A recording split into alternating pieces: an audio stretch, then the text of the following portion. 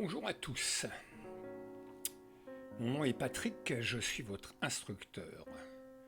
Merci de l'intérêt que vous portez à ma chaîne. Ce petit podcast, Fantasme du chef businessman, approfondira aujourd'hui la partie purement technique de votre projet. Vous allez probablement trouver cette partie passionnante, car vous allez vous retrouver dans votre machine, votre restaurant, votre coin-bouche, aux commandes de vos pianos, en train de réaliser votre passion, la nourriture, et satisfaire vos chers clients. C'est une véritable simulation, le cockpit de votre avion, votre hélicoptère, votre sous-marin. Il vous faut produire, faire dans votre tête et ne rien oublier, pas le moindre détail, le moindre grain de sable gripperait la machine. Le principe est toujours le même. Il s'agit de consacrer du temps maintenant pour ne pas en perdre après.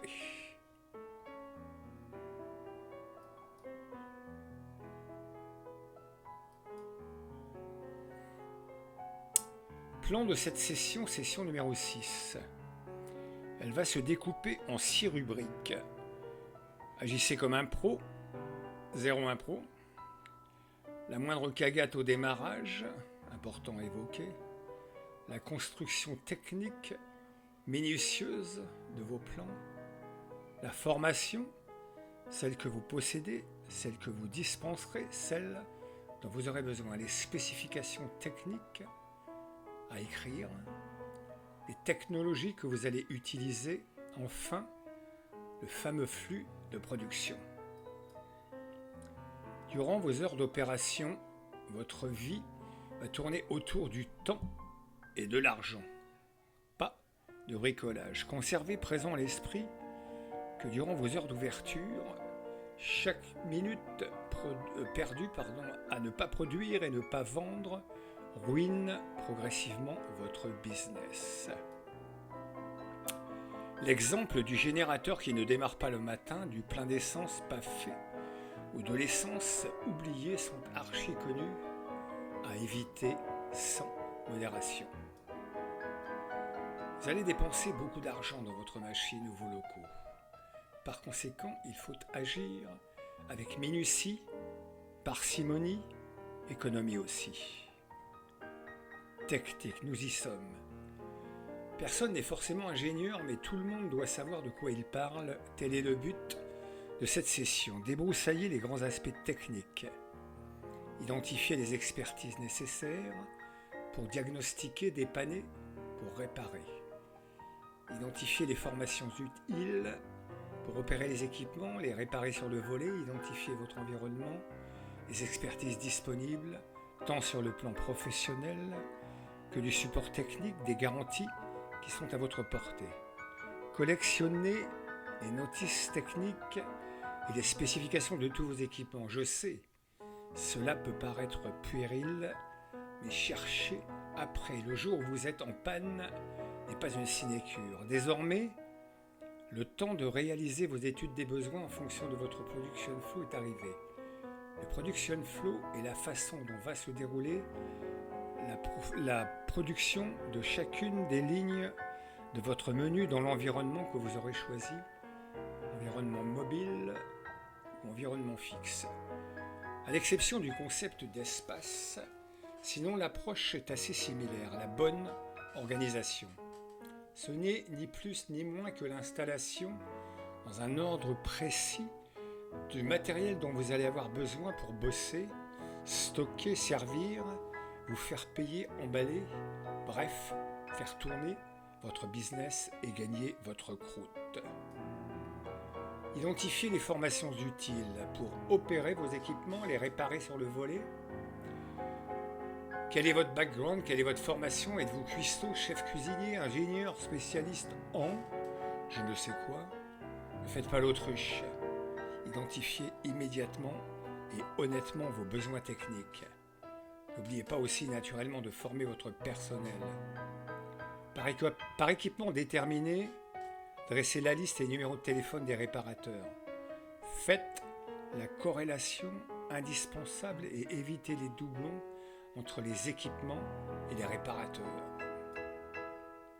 J'ai résumé sous la forme d'un synoptique l'ensemble des besoins en expertise de notre domaine d'activité. Vous allez voir, c'est pour le moins copieux. Diverses technologies viennent se cumuler. J'ai regroupé ici les grandes lignes sans aucune prétention d'exhaustivité. Du chaud, du froid, du très froid, et oui, la congélation, pardon, la clim, la ventilation pour respirer air chaud et graisse, les tables de cuisson, l'eau sous diverses formes, le stockage, de fluidité, l'électricité, même chose, sachant qu'elle est un élément essentiel dans une structure mobile très chère et pas forcément très fiable. Investissez dans ce système car il est, par expérience, cher mais cauchemardesque.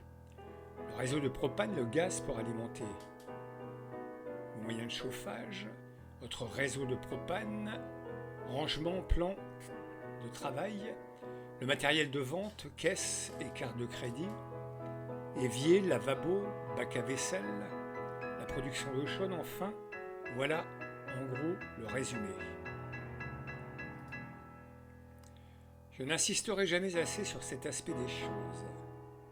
Le flux de production. Là, pas question de vous louper. Si vous ne détaillez pas avec un scrupule immense comment, depuis votre lait, votre farine et le reste, vous allez servir votre client d'une crêpe au Nutella, vous êtes mal barré. Je sais, cela a l'air basique, cela paraît élémentaire, presque stupide, mais imaginez un seul instant que votre employé ait oublié de mettre le lait au frigo, que vous n'ayez pas suffisamment d'œufs, que vous n'ayez plus d'emballage.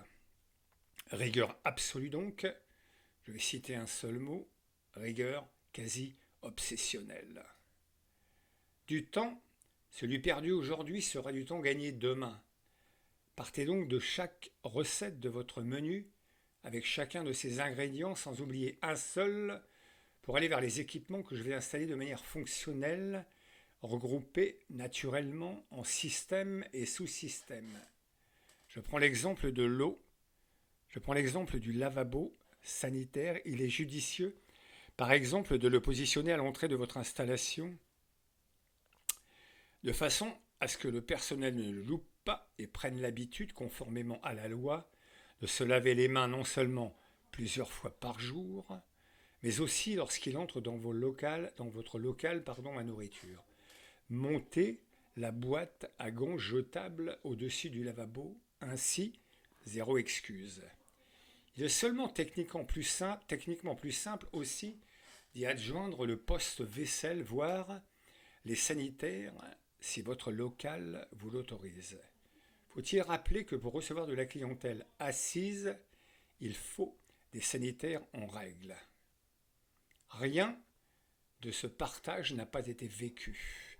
C'est seulement du concret, du solide, parfois du comique, parfois moins. Telle sera aujourd'hui la conclusion. C'est ce qui différencie le savoir de l'expérience, l'enseignement de l'instruction, transmettre. Alors, on continue ? À bientôt pour la prochaine session et merci beaucoup.